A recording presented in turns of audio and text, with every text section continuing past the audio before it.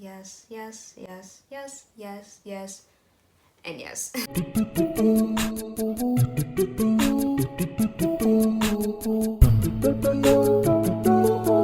everyone, welcome back to my channel. In today's video, I'm going to be reviewing Healing the Emptiness by Yasmine Mogahed. This book, I finished it in the month of August and I just love it, love it, love it so much. Yasmine is just an amazing writer and this book is just wonderful. I feel like it does such a good job of pairing up psychological findings with our Islamic teachings and finding like the two together, and like how within our religion itself we have these psychological like elements in there that help us become better people and especially help us through our own healing. So first I'm going to be talking about the things that I really love within this book.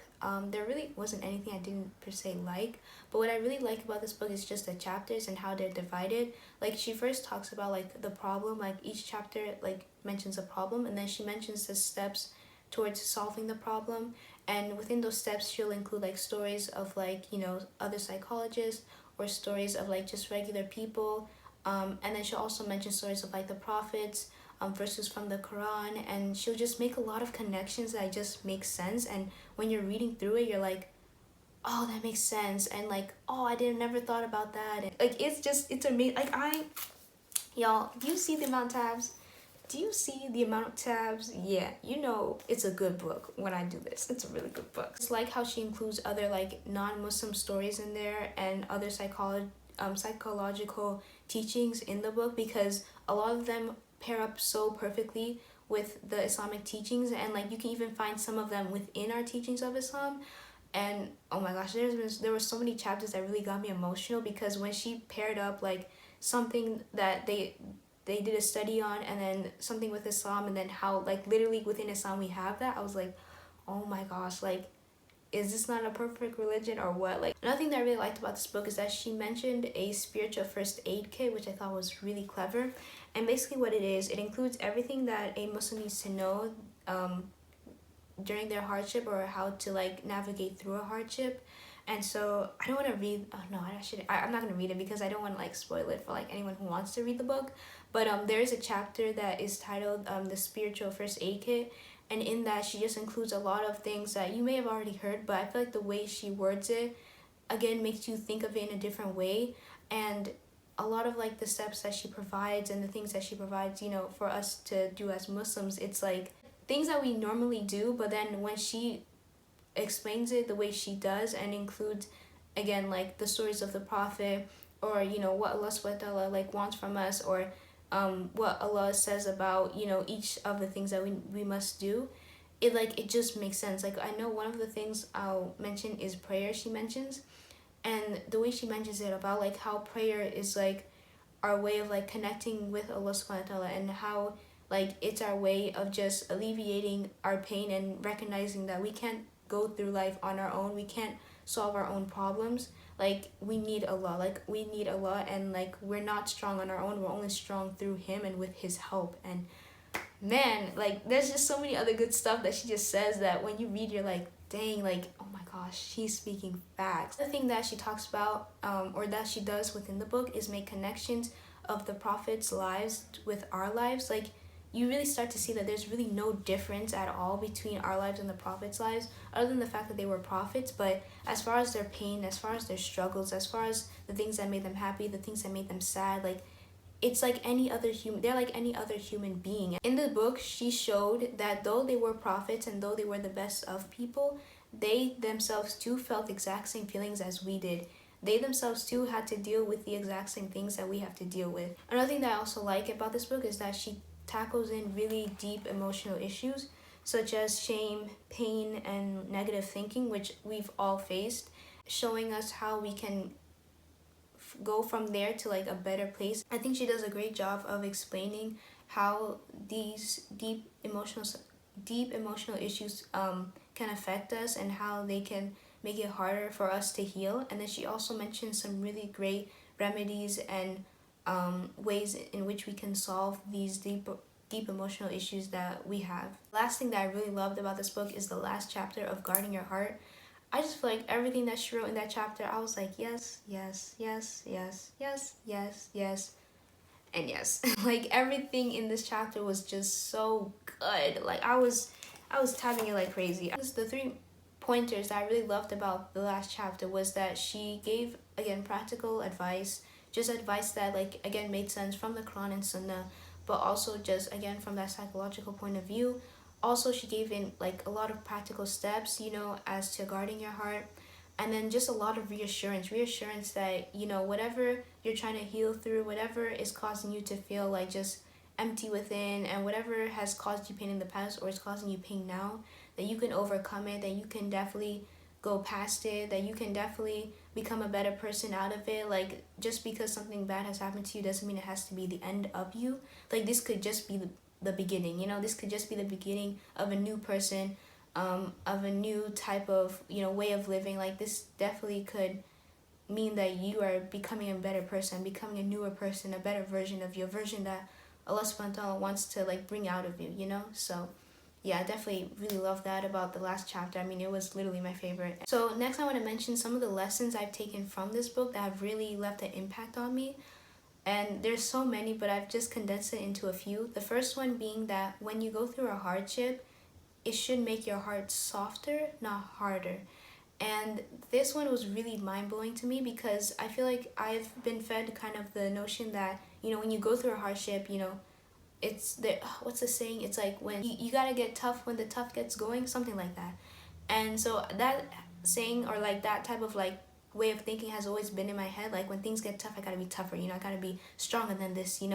But in this book, she shows that no, actually, when you go through a hardship, it should make your heart softer. And when she first mentioned it, I'm like, how does this make sense? What, like, softer? How? She mentions a hadith by the Prophet ﷺ to that emphasizes this of having your heart softened through a hardship and not hardened, which I honestly have never heard of this hadith until this book, but it's again stuck with me. I'm like, oh my goodness, and I just want to read it out to you. And it basically says, the Prophet ﷺ, he says, the example of a believer is that of a fresh, tender plant. From whatever direction the wind comes, it bends it, but when the wind becomes quiet, it becomes straight again. Similarly, a believer is afflicted with calamities, but he remains patient till Allah removes his difficulties. And an impious, wicked person is like a pine tree which keeps hard and straight till Allah breaks it down when he wishes. And this is in Sahih al-Bukhari 5644. Like the Prophet ﷺ is saying that we need to be like fresh and tender plants. Basically, when wind comes, when calamity comes, like they hit us right, it hurts. We pray to Allah, we ask Him for guidance, we ask Him for the help that we need. And when calamities calm down and where they're like there's no more, like we are out of it, like we become straight again, like we are like upright, and we haven't necessarily hardened, we haven't like just stuck straight, but we've it's hit us, it's definitely hurt us, but we've bounce back from it, versus somebody who was just a pine tree. Like, a pine trees are like very big and thick trees. Like, I mean, those things, you gotta like chuck them down. And so that's what he's saying here. Like, a person who's like impious, right, or a person who's just very rigid and like just like straight and doesn't let anything knock them down, like if they don't become like soft, well, they can't become soft because they're just hard. Even when difficulties come, they just like harden themselves and harden their hearts. And this type of person, Allah literally breaks them, like actually breaks them. When we go through a hardship, it's not meant to harden us. It's not meant to make us, meaner people, or people who just like, I can go through anything, like this and that. But it's more so like when the difficulty comes, we need to recognize that like we need to lean on Allah. Like, we don't have all the strength, we don't have all the power, but Allah does. He has all the strength, He has all the power, and we should rely on Him, and our hearts should become softer because of the hardships we go through, because at that moment in time, we need to recognize that we can't really do much about our situation unless we have the help of Allah. Like, Allah is the one who can ultimately change our situation, not us. We can make efforts, we can do things, but it's really only Allah who ultimately has the final say and the final conclusion as to how we're able to, navigate through our hardship. And I feel like I love that analogy of just us being like a plant, leaning towards Allah almost, like leaning towards Him through difficulty and seeking His guidance. And then when, the calamity goes, it's like we're back up because we have like, you know, Allah with us, and versus being or having a hardened heart and being a hard person and going through a difficulty and just being that way, much more worse, because then like when it really does hit, like when it gets more intense, it really like Allah can really like break a person down, and that's like the worst part, like the worst thing probably ever to for a person to go through, like is to be broken down like that much because you just are hardened in heart inside. No, rather the calamity making you much more softer, it just made you much more harder, and that in turn just makes it much more difficult for you to go through whatever you're going through, and it could literally like just break you. So yeah, that for me was just really transformative. Like I was like, oh my goodness, like this makes so much more sense. This was another one. Oh my gosh, this one I literally cried at this point when she brought it up. And another lesson, really big lesson again for me that she brought up, was stop placing feelings on your feelings. What she means by this is to be present, to be present with your emotion. Like whatever, if you're feeling upset, right, instead of saying, oh, I'm so mad that I'm upset, no, remove the mad and just feel upset. Instead of being like, oh my gosh, I hate that I'm scared, no, remove the hate and just feel scared, feel anxious, you know? Instead of saying, oh my gosh, I'm so upset that I'm mad, remove upset and just be mad. The thing what she's saying is that oftentimes instead of allowing that I guess that initial feeling, and that instead of just being present within that initial feeling, we place another feeling on top of it, so it's kind of like a barrier to what we are originally feeling, and then it doesn't really help because then you're not able to feel this initial feeling fully at first, and it's like almost like halfway like in a way solved, and you're more focused on the secondary of like, oh, I'm feeling so upset because of the way because I'm feeling this way, you know? You're more focused on that, and you don't really get to be able to let this initial feeling pass by, because it will pass by. Like if you're like, you know, like let's say, oh, I'm upset because I'm mad. Okay, you're mad right now, just like be mad a little bit, okay? It's gonna go away eventually. But if you're upset that you're mad, then you're having two feelings at once, and you're not gonna like be able to completely alleviate your like anger because you're just upset that you are angry.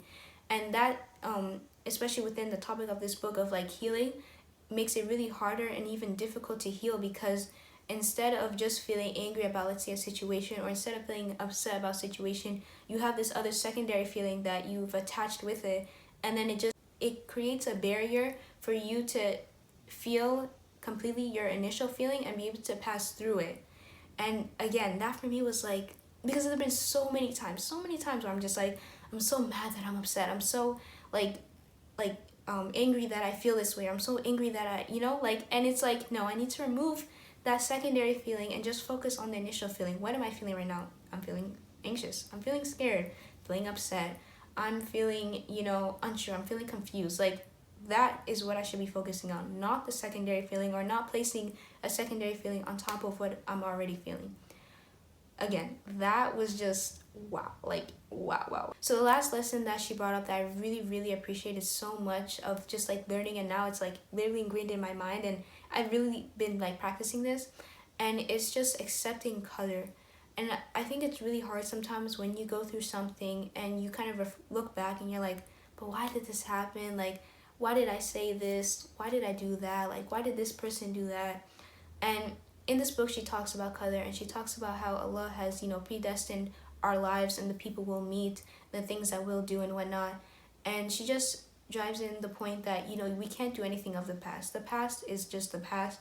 Allah knew that that thing or that situation was going to happen anyways, and we might as well just accept it as it is and just be okay with it, and not only dealing with the past, but also maybe even dealing with our present. Maybe there's something that we want to do, or there's something that we're going through that we don't want to go through, but we need to also accept sometimes that there's some things that we just cannot change and that are outside of our control, and that is accepting qadr. When we accept the things that are not within our control, like that is accepting, first of all, that's having tawakkul, trust in Allah, and that's also, again, like accepting the qadr of Allah.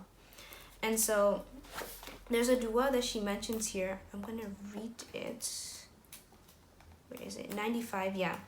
And okay, and then this is a hadith by the Prophet ﷺ, and he says, if anything befalls you, do not say, if only I have done such and such.